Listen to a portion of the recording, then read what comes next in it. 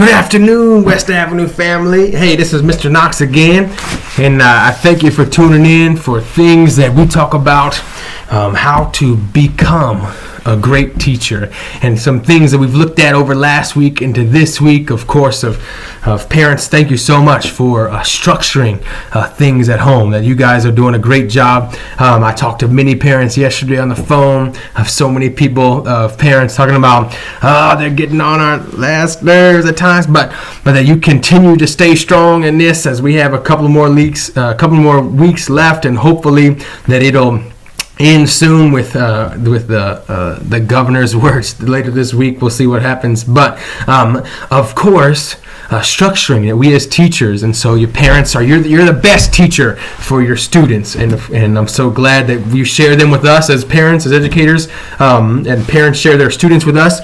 But you guys, you parents, are the best teachers, and so that's what we talked about yesterday was how to teach. So maybe I do, we do, and then you do. We put it back on them, and I told you about our with my daughter, and also with math and with science and English. And as well with social studies and different things, or it could be a skill, it could be music, it could be anything that you want it to be, but just doing life, that as we do life together, you get an opportunity to teach every single day. Moments, each moment is a learning moment, especially as the students rise into adulthood, even after adulthood, that you get to parent for the rest of your life. That is crazy. You always, until your death, or God forbid that they leave this earth before you, but you are a parent for a lifetime. 24 hours a day, 7 days a week, the most difficult job in the entire world. Single people don't know, and that everything encompasses and falls on you as the parent. And so today, talking about teaching other things, and we said structuring, and T is teaching, and how you mold that or adapt that every day to help you as an educator, to that you parents being the teachers at home. I want you to consider that actually the best teacher for yourself, in order for you to teach your child, your children, your students, those in your care, is your story. Your story.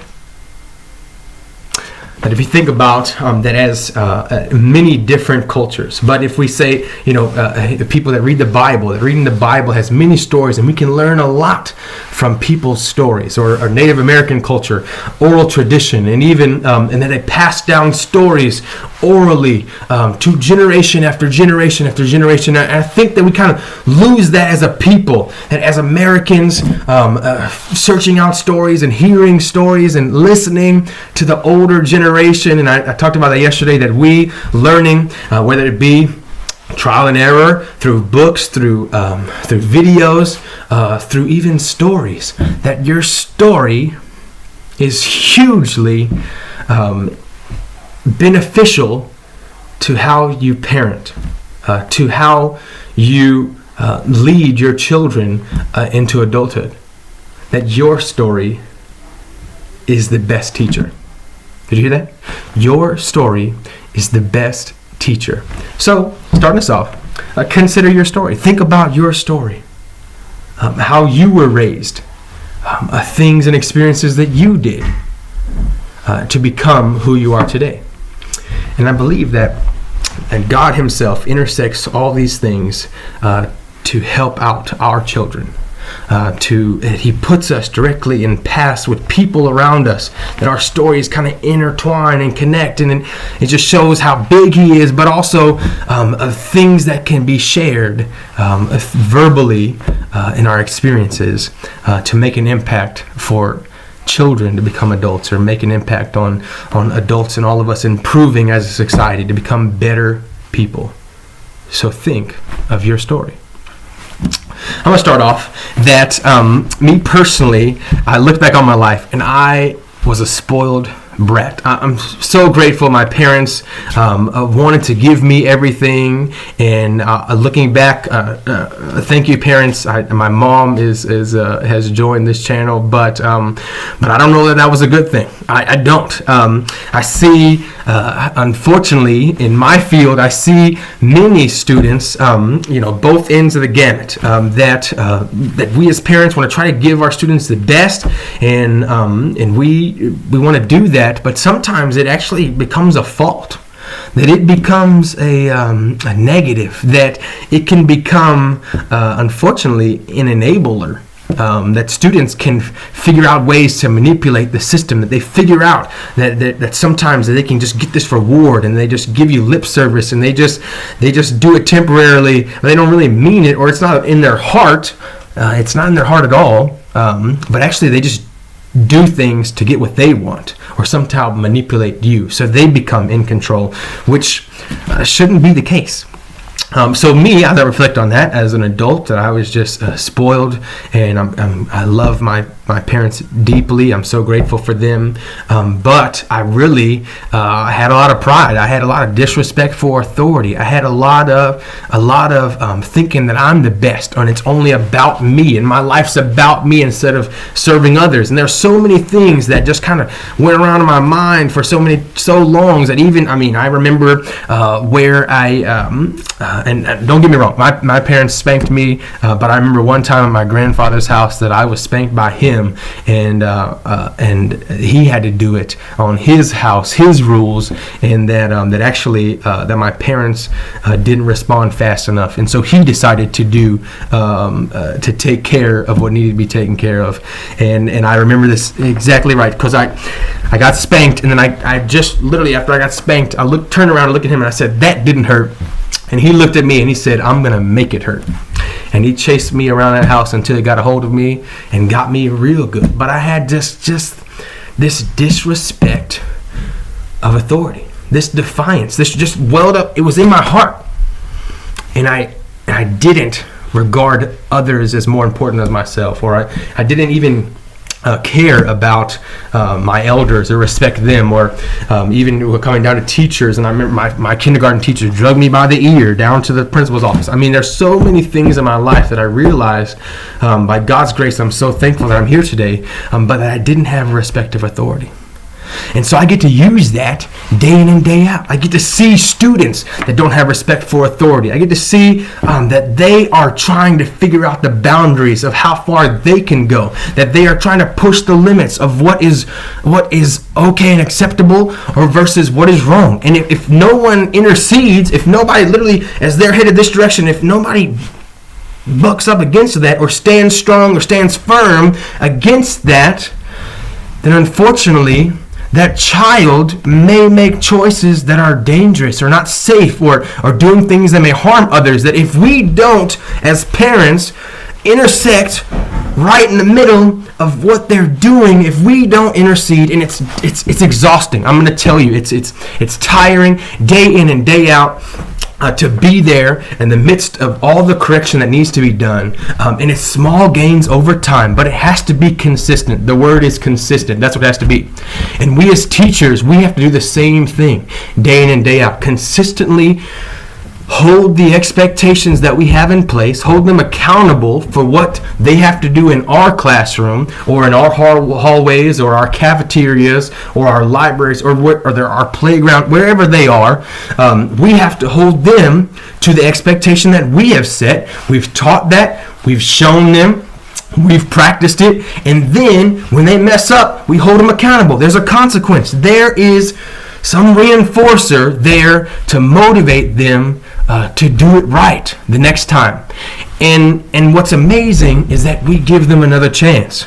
That once they fix it, then you give them the praise and encouragement. Then you give them that positive reinforcement. Look, but if they are right buck up into it, then we've got to stand firm and make sure that they don't go past it. But unfortunately, we back things up over time sometimes. I'm guilty of it too. I get tired. I get, this time is, I'm not consistent. That's a daily battle that I have to work on to be consistent of every single time that they do something they shouldn't. And so then I reinforce that. So for us as a family, we spank. And so that's one thing. And then we also come up with other creative consequences and disciplinary things. But for us, we spank over defiance and disrespect, disobedience, as well as destruction of property. So those are some things that we spank on. And so if it's direct defiance, I look at my, right now 1.5-year-old, we are battling right thick of it. We got to start early because unfortunately, you guys parents, these little wonderful, beautiful children, if we don't intersect and intercede that right there, then you guys, the problem becomes physically bigger. Literally, it grows into a bigger problem.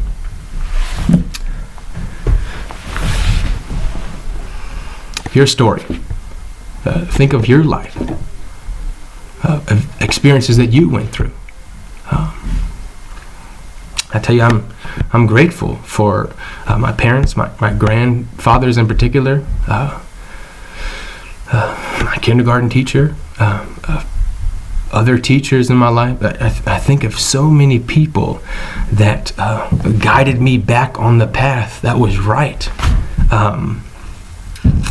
Because I don't know where I would be if I didn't have that.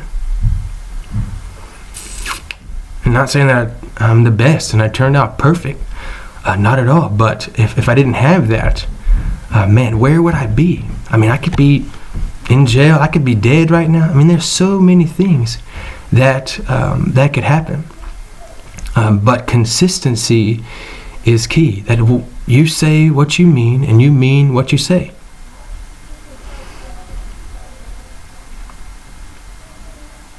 Day in and day out, 24 hours a day, 7 days a week, your story.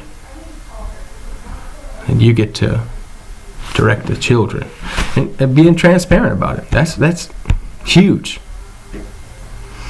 I tell my daughters my screw-ups all the time. Oh, honey, I'm spanking you because I don't want you to do the things that Dad did. I don't want you to make the same choices and the same mistakes that I did. I don't want that to happen. Honey, I love you. I know what's best for you. And for me personally, in my faith and reading the Bible, that it's written in the Word of obedience as a father, as a parent, as a guardian. That folly is bound up in the heart of a child, and that if we don't discipline diligently, then unfortunately, God forbid, what happens to our children. Okay? Consider your story. Share it openly. Be transparent. Feel free. That's my daughter, my 1-year-old. Come here.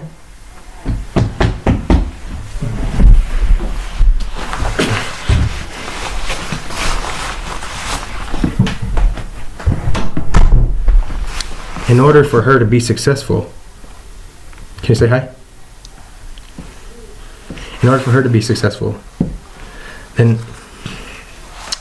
I spank her hand. I spank her bottom. That no means no, and it's for her good. And you guys said, however you decide to discipline, that is you and your family, and what you decide is best. But consistency is key. Family love, it's what you do.